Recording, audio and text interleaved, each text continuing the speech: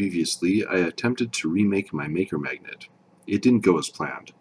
I tried milling on my lathe, which is perfectly fine if you have the right tools, and even if you don't have the right tools, but the know-how, which I do not.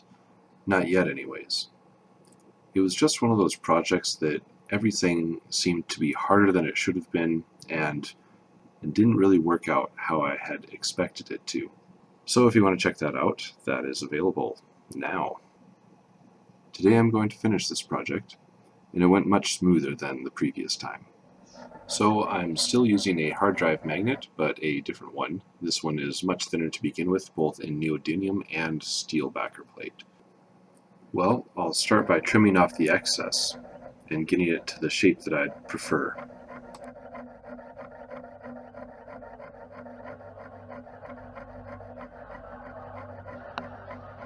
This is my trick for getting filings off magnets.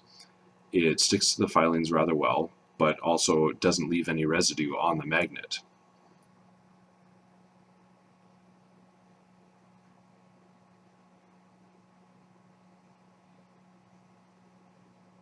Now to get rid of the oil, both from my fingers and the cutting oil that I used, I'm going to use acetone, which will also take off the Sharpie that I used to make the outline.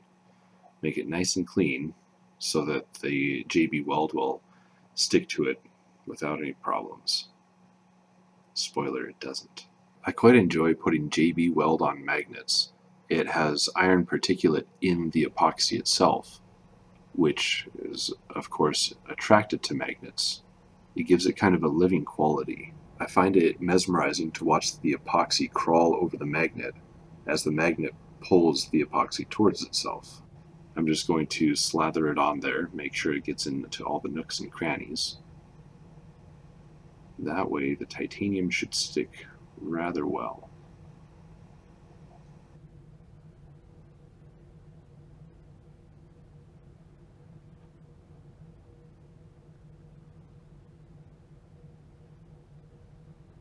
You can see it pulling out some of those metal particles, so I better cover that back up and mix it in.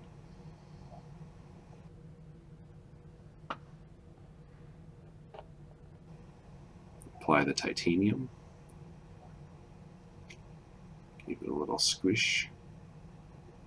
Now I probably should have stopped here and not put the clamp on it. I just didn't want it to wander while it was curing. But I think the clamp put too much pressure on it and actually squeezed out the JB Weld, which is why it broke free later on.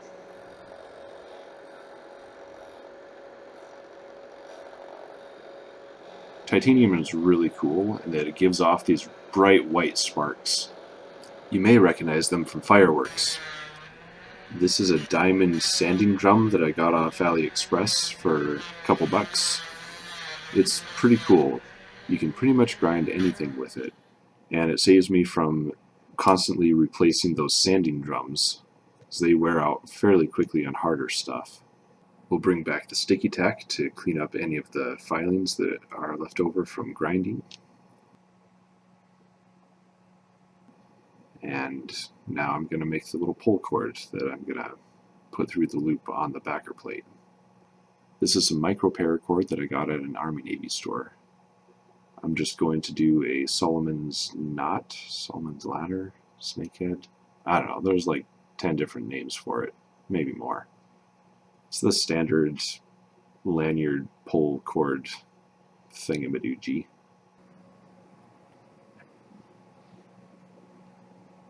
Well, that about does it. This is the original one that I've had for oh so many years. I've put JB Weld on it a few times to try to protect the neodymium. As while it's strong, it's fragile. This is the version 2 that gave me so much trouble in the previous video. It's quite a bit thicker than I wanted it to be, even compared with the original. You can see that the neodymium is slightly misaligned from the backer plate. That's because the carpet tape actually ripped it off of the backer plate when I tried to remove it from the tool post, and then I attempted to super glue it back into place, but the neodymium snapped into place and didn't allow me to adjust it.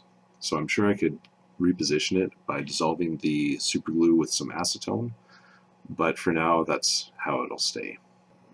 And this is the finished Maker Magnet with the titanium surface to protect the neodymium that should last much longer than the JB Weld. And it's got the little pull lanyard. It's a bit thinner than the original and quite a bit thinner than my version 2. I'm pretty happy with it. It's not as strong as the thicker neodymium magnet. Still a great little tool for my needs. Anyways, thanks for watching. God bless.